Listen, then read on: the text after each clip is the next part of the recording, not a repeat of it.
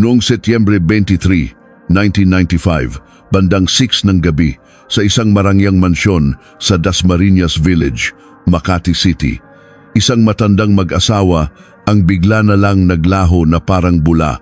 Ang pinto ng kanilang bahay ay nakalock mula sa loob at ang buong kabahayan ay malinis at maayos. Ang kanilang mga wallet, cellphone at mga damit panlakad ay naroon lahat. Para silang bigla na lang sumingaw sa hangin. Ang pangalan ng mag-asawang nawawala ay sina G. Jose Roxas at G. Elena Roxas. Noong panahong iyon, si G. Jose ay 72 taong gulang at si Gnang Elena naman ay 70. Sila ay kilala bilang isa sa pinakamayamang real estate tycoon sa buong Metro Manila. Ang kanilang ari-arian sa halaga noong panahong iyon ay higit sa 50 milyong piso, 3 mansyon sa Dasmariñas Village, isang commercial building sa Bonifacio Global City, at isang malawak na rest house sa Tagaytay. Ang listahan pa lang ng kanilang yaman ay aabot sa 5 pahina ng A4 paper. May 3 anak ang mag-asawang Roxas. Ang panganay na anak na babae, si Dr. Isabella Roxas Lim, ay 17 taong gulang noon at isang kilalang dermatologist na may sariling klinika sa St. Luke's Medical Center. Ang pangalawang anak na lalaki, si Marco Roxas, 42, ay isang vice president sa isang malaking bangko sa Makati. Ang bunsong anak na lalaki, si Miguel Roxas, 39, ang tumutulong sa negosyo ng ama sa real estate. Ngunit may isang kakatwang bagay. Ayon sa testimonya ng 3 anak, hindi nila makontak ang kanilang mga magulang sa araw na sila ay nawala. Subalit, sinabi nilang malusog at normal naman ang kalagayan ng mga ito isang araw bago ang insidente. Ang ulat ng pagkawala ay isinampa makalipas ang 2 araw noong Setyembre 25. Ang pangalawang anak, si Marco, ang nag-report matapos niyang bisitahin ang bahay ng kanyang mga magulang at matuklasang walang tao. Hindi po kasi sinasagot ni Mami ang tawag ko sa landline, kaya nag-alala ako at pinuntahan sila. Pero wala pong tao sa bahay, sabi niya. Nang dumating ang mga pulis sa lugar, lalo lang lumaki ang kanilang pagtataka. Sa mesa sa kusina, may nakahain na almusal na hindi nagalaw. Mayroong sinigang, kanin at iba pang mga ulam. Ngunit ang kakatwa, ang mga pinagkainan ay malinis na nahugasan. Ang kama ay maayos at ang mga damit sa aparador ay nakasalansan ng mabuti. Sa banyo, may isang tuwalya na mukhang ginamit noong umaga. Lahat ay tila isang normal na eksena sa araw-araw. Maliban sa isang bagay, ang mga may-ari ng bahay ay nawawala. Agad na nagsimula ng investigasyon ng pulisya. Sinuri nila ang CCTV ng subdivision, kinapanayam ang mga kapitbahay at kinuha ang salaysay ng pamilya. Ngunit wala silang nakuhang anumang lead. Ang mag-asawang Roxas ay walang anumang karamdaman. Regular silang nagpapacheck up at araw-araw na naglalakad sa parke ng village. Wala rin silang sintomas ng demensya o pagiging makakalimutin. Ngunit makalipas ang 25 taon, noong 2020, isang kamangha-manghang pangyayari ang naganap. Ang Cold Case Unit ng PNP-CIDG Philippine National Police Criminal Investigation and Detection Group ay muling binuksan ang kaso para sa isang re-investigation at natuklasan nila sa isang safe deposit box sa bangko na nakapangalan kay Jose Roxas ang isang selyadong sulat. Nakasulat sa sobre, "Kung ako'y mamamatay, pakibigay ito sa pulisya." Ito ay sulat kamay mismo ni G. Jose Roxas. Nang buksan ang sulat na iyon, ang katotohanang itinago sa loob ng 25 taon ay nagsimulang mabunyag sa mundo. Ang kasakiman, pagtataksil at ang buong detalye ng isang karumal-dumal na krimen na ikinubli sa ilalim ng pangalan ng pamilya. Ngayon, ikukwento ko sa inyo ang istoryang iyon. Ang trahedya ng isang pamilya dahil sa 500 milyong pisong mana at ang nakagigimbal na katotohanang nabunyag pagkatapos ng 25 taon. Bago tayo magsimula, kung maaari po ay pakiclick ang subscribe at like button. Malaking tulong po ito para maipagpatuloy ko ang pagbabahagi ng mga kwento at pakisabi na rin po sa comments kung taga saan kayo nakikinig. Babatiin ko po kayo isa-isa. Unang yugto, ang paglalaho. Setyembre 25, 1995, 11 ng umaga. Dahil sa ulat ng pangalawang anak na si Marco Roxas, rumesponde ang mga investigador ng Makati Police sa mansyon sa Dasmariñas Village.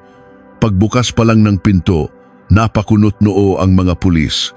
Ang loob ng bahay ay sobrang payapa. Sa sofa sa sala may nakatuping dyaryo at ang TV remote ay maayos na nakapatong sa mesa. Lalo silang naguluhan nang pumasok sa kusina. Sa hapagkainan may bakas ng almusal. May kaldero ng sinigang sa kalan at 2 mangkok ng kanin sa lababo. Ngunit malinis na ang mga ito. Kakaiba. Hindi naman mukhang nagmamadaling umalis, bulong ng hepe ng investigasyon na si SPO4 David Reyes. Ganoon din sa kwarto. Maayos ang kama at ang mga damit sa closet. Sa ibabaw ng dresser, nandoon pa rin ang mga makeup na laging ginagamit ni Gnang, Elena. Ang pinakakakatwa ay ang entrance. Sa shoe rack, naroon lahat ng sapatos panlakad ni na Jose at Elena. Mula sneakers, sapatos na balat, hanggang sandals, pati ang tsinelas na pambahay ay nandun din.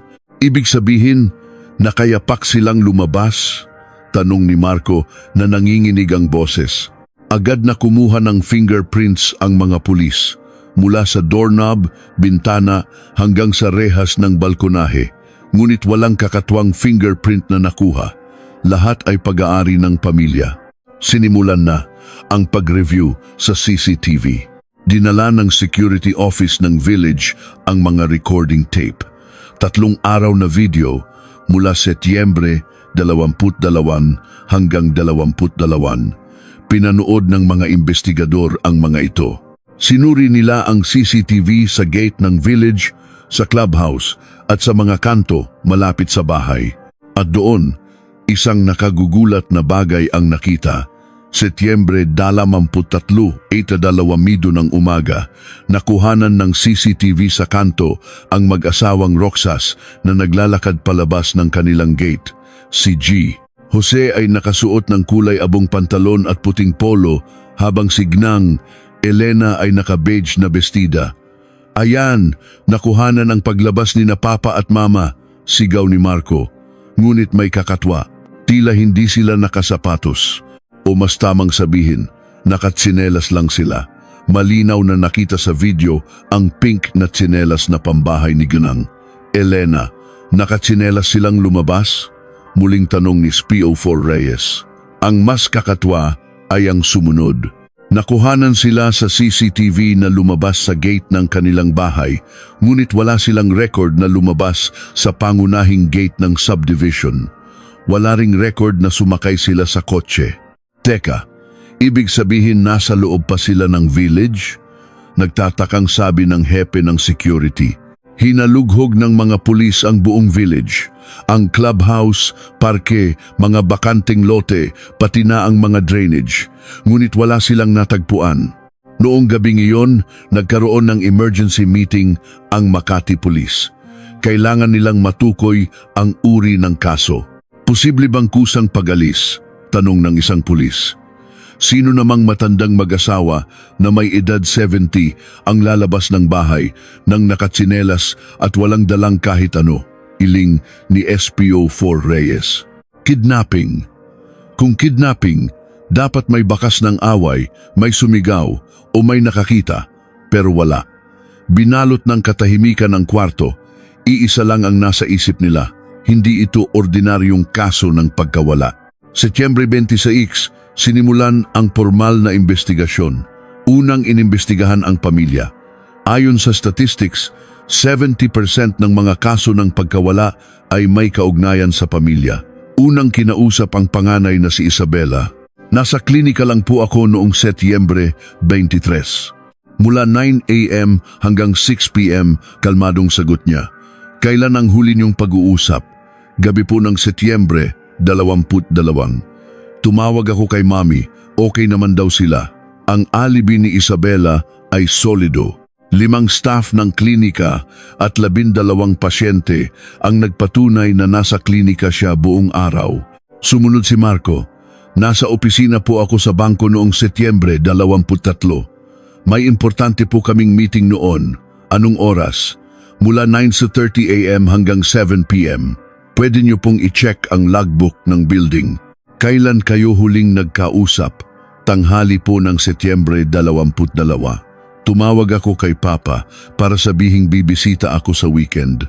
Ang alibi ni Marco ay nakumpirma rin. 8 katrabaho niya ang nagpatunay na nasa opisina siya. Huli si Miguel. Nasa Cebu po ako para sa isang business trip noong Setyembre 23. Mayroon po akong kinontratang property doon. May pruweba ka? Opo, ang booking record ko sa Shangri-La Mactan. 2 gabi po ako doon mula Setyembre 25 hanggang 20. Kinumpirma ng pulisya ang sinabi ni Miguel. Ayon sa hotel, nag-check-in siya noong Setyembre 20, 3 p.m. at nag-check out noong Setyembre 11 a.m. Kung ganoon, lahat sila ay may matibay na alibi, bulong ni SPO4 Reyes. Ngunit mayroon siyang kutob na hindi tama. Nagpasya silang mas palalimin ang investigasyon. Sinuri nila ang lahat ng tawag sa telepono ng mag-asawang Roxas. Noong Setyembre 20 nakatanggap ng 7 tawag si G. Jose. Mula kay Marco, sa kaibigan sa golf at kay Isabela, ganoon din si Ganun, Elena. Ngunit may isang kakatwang natuklasan. Noong Setyembre 23, 5 ng madaling araw, may isang tawag na pumasok sa cellphone ni G. Jose. Ang tumawag, ang bunsong anak na si Miguel. Teka, hindi ba't nasa Cebu siya noon? Tanong ng isang investigador. Oo nga, bakit siya tatawag sa ama niya ng madaling araw? Muling ipinatawag si Miguel. Iyon po ba? May itatanong lang sana ako kay Papa para kinabukasan, kaya tinawagan ko. Pero hindi niya sinagot kaya binaba ko na lang. 2:35 ng madaling araw? Opo, gising pa po ako noon sa hotel. Hindi ako makatulog. Mukhang kapani-paniwala ang sagot niya, ngunit patuloy pa rin ang duda ng mga investigador. Samantala, isang kapitbahay ang nagbigay ng testimonya, si Ganang, Mila Cruz, 48, isang may bahay. Noong umaga ng Setyembre, 23, may narinig daw siyang kakatwang ingay. Bandang 7 ng umaga po yon, may narinig akong ingay sa labas. Anong klasing ingay? Parang may umuungol po, parang may hinihila na mabigat. Sumilip ako sa bintana. Anong nakita nyo? Hindi ko po sigurado. May isang matangkad na lalaki na may hinihilang malaking maleta papunta sa isang van, pero malabo po. Isang mahalagang lead sana ito. Muling sinuri ng pulisya ang CCTV sa lugar na iyon, ngunit ang record mula 7 hanggang ate ng umaga ng Setyembre 13 ay nawawala. Anong nangyari dito? Tanong ni SPO4 Reyes sa hepe ng security. Paumanhin po sir, nagkaroon po ng system error noong araw na iyon. 1 oras pong hindi nag-record, saktong oras pa na iyon. Nagkataon lang po talaga sir. Setyembre 27, isa pang testigo ang lumitaw, ang janitor ng village na si Mang Cardo. Noong Setyembre 27 po, mga 7:30 ng umaga, nakita kong lumabas ang kotse ni Sir Jose. Sigurado ka? Opo, yung itim na Mercedes-Benz. Tanda ko pa ang plaka, ABC 123. Agad na na-verify ng pulisya ang plaka, tama si Mang Cardo. Ito ang kotse ni Jose Roxas. Nakita mo ba kung sino ang nagmamaneho? Hindi po masyado. Madilim po ang tint, pero may isa sa driver seat at isa sa passenger seat. Ito ay isang malaking lead. Ibig sabihin, umalis ang mag-asawa sakay ng kotse.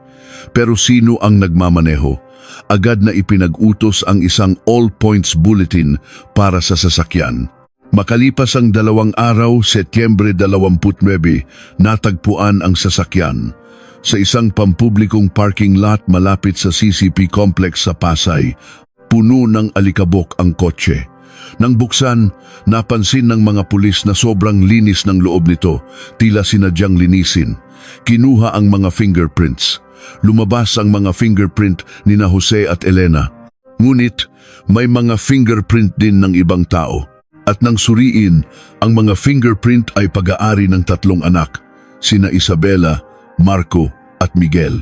Muli silang tinanong. Noong Setyembre 20 po, ginamit namin ang kotse ni Papa. Nagpahatid po si Mama sa mall, sabi ni Isabela. Noong Setyembre 20 naman po, sinamahan ko si Papa sa bangko, sabi ni Marco. Noong umaga po ng Setyembre 22, bago ako umalis papuntang Cebu, hiniram ko sana ang susi kay Papa kasi nasira ang kotse ko. Pero hindi siya pumayag kaya hindi ko rin nagamit, sabi ni Miguel. Lahat ng kanilang paliwanag ay tila makatwiran. Isinailalim sa masusing forensic examination ang sasakyan. Gumamit sila ng luminol spray para malaman kung may dugo, ngunit walang nakita. Subalit, may nakuha silang ilang hibla ng tela fiber. Habang hinihintay ang resulta ng fiber analysis, sinuri ng pulisya ang bank records ng mag-asawa. Isang nakagugulat na bagay ang natuklasan.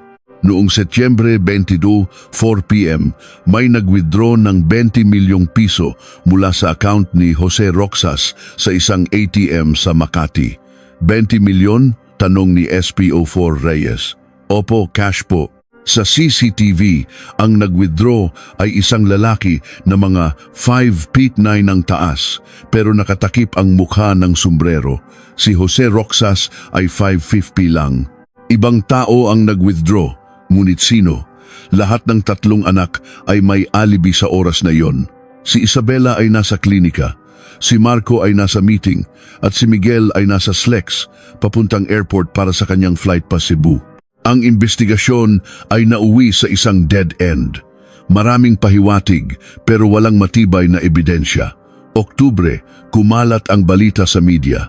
Misteryosong pagkawala ng 500 milyonaryong mag-asawa. Nagpa-press conference ang 3 anak, umiiyak na nananawagan sa kanilang mga magulang. Nobyembre, halos itinigil na ang investigasyon. Inilagay ang pangalan ni na Jose at Elena Roxas sa listahan ng mga nawawala at isinara ang kaso bilang isang cold case.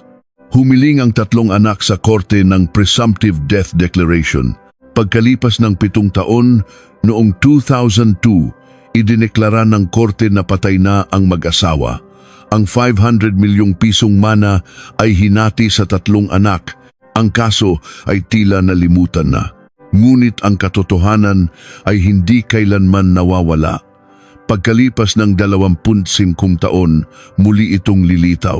Ikalawang yugto, ang muling pagbubukas ng kaso, Marso 11, 2020.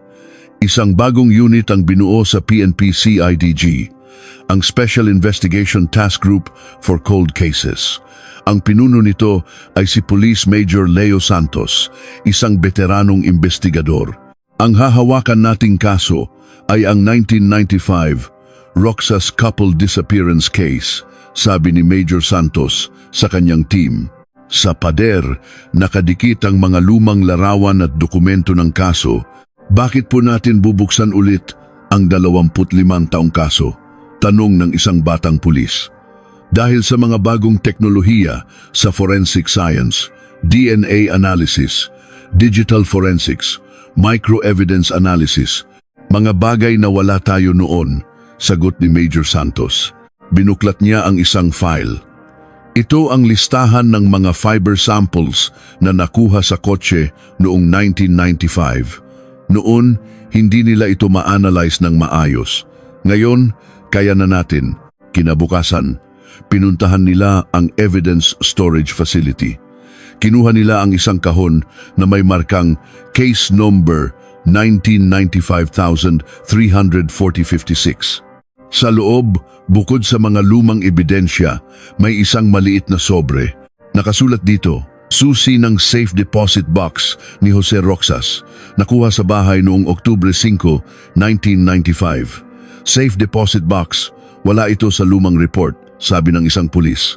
2 araw ang lumipas, nalaman nilang ang safe deposit box ay nasa isang bangko sa Makati.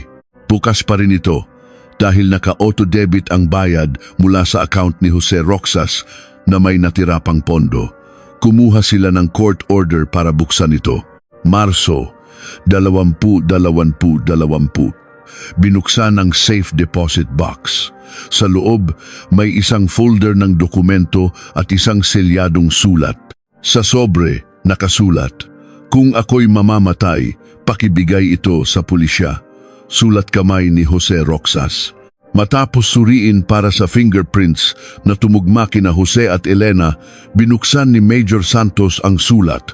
3 pahina ito. Sulat kamay gamit ang isang fountain pen. Setyembre 20, 1995. Ako, si Jose Roxas, ay iniiwan ang sulat na ito. Kung ako man ay biglang mawala o mamatay sa kahina-hinalang paraan, ipakiusap na ibigay ito sa pulisya. Kamakailan, napansin ko ang mga kakatwang kilos ng aking mga anak. Lihim silang nagpupulong, sinisiyasat ang listahan ng aking mga ari-arian at nalaman ko pang kumonsulta sila sa isang abogado. Nalaman nila ang plano kong i-donate ang kalahati ng aking yaman sa isang foundation para sa mga bata at sa isang home for the aged. Nagalit sila, lalo na ang bunso kong si Miguel. Sinigawan niya ako, sinabing ang perang pinaghirapan ko ay para sa kanila. Natatakot ako. Natatakot ako na baka saktan ako ng sarili kong mga anak. Ganoon din ang pangamba ng aking asawa. Kung may mangyari sa amin, sana'y makatulong ang sulat na ito para mabunyag ang katotohanan. Iyon ang dulo ng sulat. Isang malaking ebidensya, ngunit kailangan pa nila ng pisikal na pruweba. Muling sinuri ang mga lumang ebidensya. Una, ang call records. Noong Setyembre 21, 1995, nagkaroon ng 12 tawag sa pagitan ng 3 magkakapatid. Malinaw na may pinaplano sila. Pangalawa, ang 20 milyong pisong na-withdraw. Gamit ang bagong technology, nilinaw nila ang lumang ATM CCTV footage. Ang lalaki ay mga 5'9", nakaitim na jacket, maong, baseball cap at puting Nike Air Max. Ang taas ni na Marco at Miguel ay pasok sa deskripsyon. Abril 2020. Ipinadala ang mga fiber sample sa PNP Forensic Group para sa re-analysis. 1 linggo ang lumipas, may resulta na. Ayon sa forensic scientist, ang hibla ay galing sa isang napakabihirang uri ng Italian carpet na gawa sa polyester at nylon. Noong 1990s, iilan lang ang na-import nito sa Pilipinas, karaniwang para sa mga mararangyang rest house. Sinuri nila ang importation records. May 73 na transaksyon lang. Isa-isa nilang tiningnan ang mga bumili. At doon, nakita nila ang isang pamilyar na pangalan, Isabela, ang installation address, isang property sa Tagaytay. Ngunit iba ito sa address ng kilalang rest house ng pamilya Roxas. Ang property ay nakapangalan sa asawa ni Isabela. Agad na pinuntahan ng team ang rest house sa Tagaytay. Ito ay nasa isang liblib na lugar. Ang kasalukuyang may-ari ay pumayag na makipagtulungan. Pagbukas ng pinto, nakita nila ang sahig na tatakpan ng pulang carpet na luma na. Kinumpirma ng forensic scientist, ito nga ang carpet. Ginamit nila ang luminol spray sa buong bahay. At sa basement, sa isang sulok, nagliwanag ito ng kulay asul. May dugo, nakasingit sa mga siwang ng sahig, imposible nang matanggal ng tuluyan. Kumuha sila ng sample para sa DNA analysis. Kinabukasan, isang mas malagim na bagay ang natuklasan.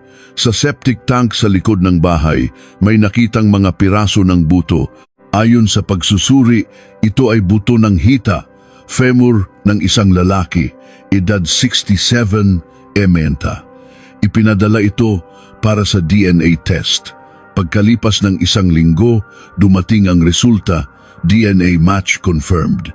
Jose Roxas. Sa wakas, hawak na nila ang ebidensya, ngunit kailangan pa nilang hanapin si Ginang.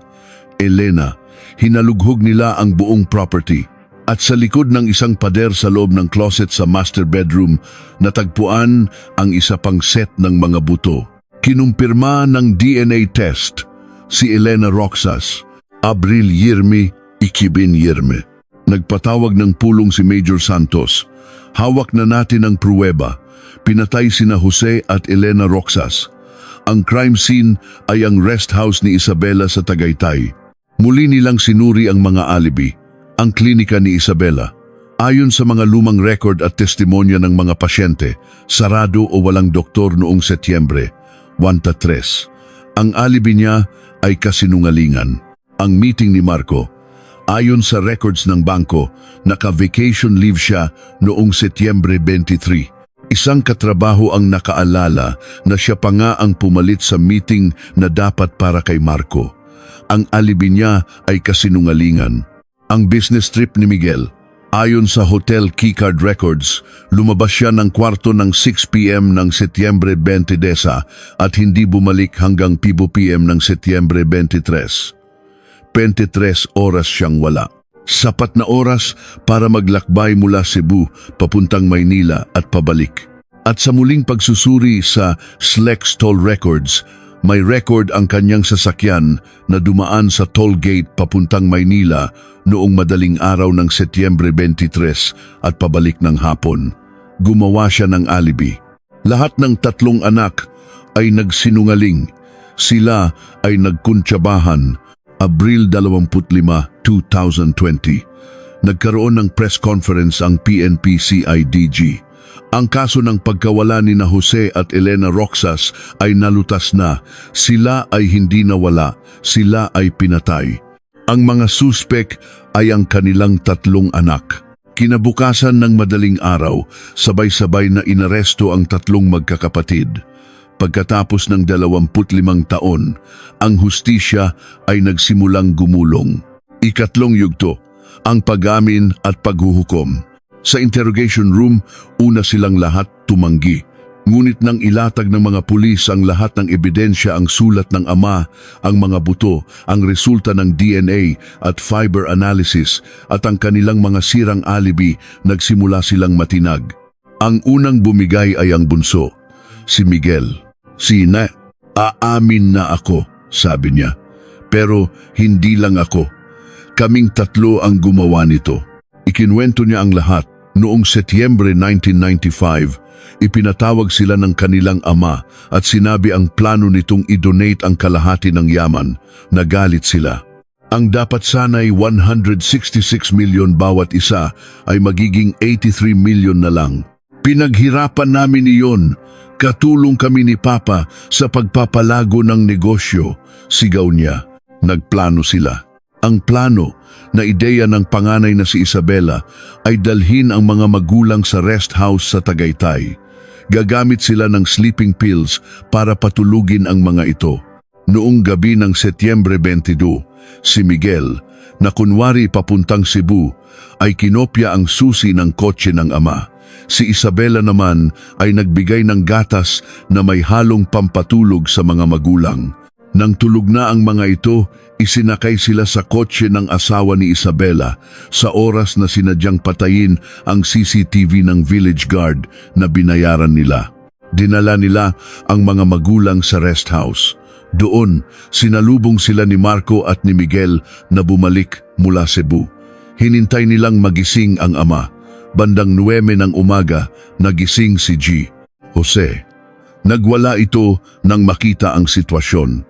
Sinubukan nilang kumbinsihin ito sa loob ng 6 na oras na kanselahin ang donasyon, ngunit matigas ang ama. Hindi na kayo mga anak ko, ipapahuli ko kayo sa pulis, sigaw nito. Doon nawala sa sarili si Marco. Bigla niyang sinakal ang kanilang ama. Sumigaw si Isabela na tumigil, ngunit hindi ito nakinig. Sa harap nilang lahat, binawian ng buhay si G. Jose Roxas. Nang makita ito, inatake sa puso si Geng. Elena, sinubukan pa siyang i-revive ni Isabela, ngunit huli na ang lahat. Nagpanik sila. Ang asawa ni Isabela ang nag-isip ng paraan para itago ang mga katawan. Ginugol nila ang buong magdamag sa pagtatago ng ebidensya. Hinati nila ang mga labi at itinago sa septic tank at sa pader. Nilinis nila ang buong bahay.